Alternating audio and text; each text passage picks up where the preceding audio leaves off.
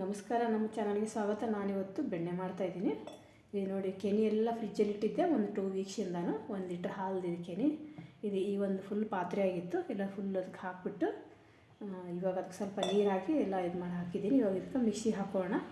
ಮುಚ್ಚಿ ಮಿಕ್ಸಿ ಹಾಕ್ಕೊಂಬರ್ತೀನಿ ನಾನು. ಇವಾಗ ಹಾಕಾಗಿದೆ, ಸ್ವಲ್ಪ ಇದು ಗಟ್ಟಿ ಬರುತ್ತೆ, ಅದಕ್ಕೆ ಮತ್ತೆ ಸ್ವಲ್ಪ ನೀರು ಹಾಕ್ಕೋಬೇಕು ಗಟ್ಟಿ ಆದರೆ. ನೋಡಿ, ಈ ಥರ ಸ್ವಲ್ಪ ಹಿಂಗೆ ಸೈಡ್ ಮಾಡಬೇಕು, ಅಂದರೆ ನೀರೆಲ್ಲ ಗಟ್ಟಿಯಾಗಿ ಫುಲ್ ಇದು ಏನೂ ವರ್ಕೇ ಆಗೋಲ್ಲ, ಬ್ಲೇಡ್ ಆ ಥರ ಆಗಿರುತ್ತೆ. ಈ ಥರ ಸ್ವಲ್ಪ ಸೈಡ್ ಮಾಡಿದ್ರೆ ಈ ಥರ ಹೋಲೆಲ್ಲ ನೀರು ಹೋಗ್ಬಿಟ್ಟು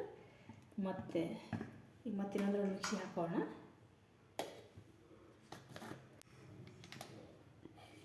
ನೋಡಿ ಬೆಣ್ಣೆ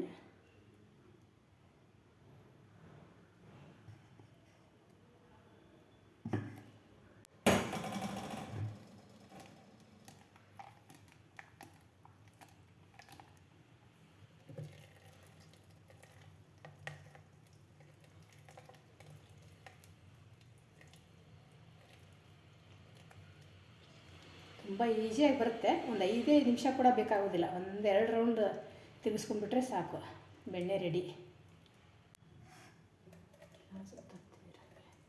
ನೋಡಿ ಎಷ್ಟೊಂದು ಬಂತು ಬೆಣ್ಣೆ. ಹತ್ತತ್ರ ಒಂದು 400 ಗ್ರಾಮ್ ಬೆಣ್ಣೆ ಅನಿಸುತ್ತೆ.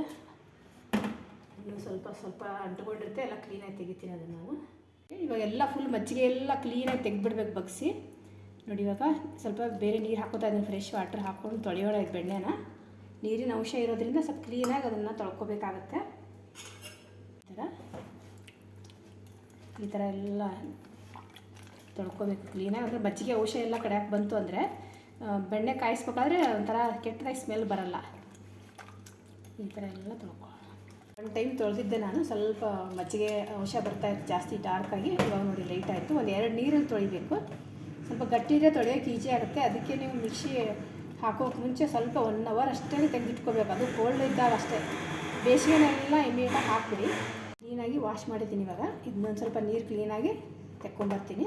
ಕ್ಲೀನಾಗಿ ವಾಶ್ ಆಯಿತು, 1 ಡ್ರಾಪ್ ನೀರು ಉಳಿದಂಗೆ. ಇದನ್ನು ಫ್ರಿಜ್ಜಲ್ಲಿ ಇಟ್ಕೊಂಡು ಬೆಳಿಗ್ಗೆ ಬೇಕಾದರೂ ಕಾಯಿಸ್ಕೊಳ್ಳಿ ಅಥವಾ ಅವತ್ತಿನೂ ಕಾಯಿಸ್ಕೊಳ್ಳಿ. ಕಾಯಿಸಿ ವಿಧಾನ ನೆಕ್ಸ್ಟ್ ವೀಡಿಯೋನಲ್ಲಿ ಹಾಕ್ತೀನಿ, ಲಾಂಗ್ ಆಗುತ್ತೆ ಅಂತ. ನಮಸ್ಕಾರ.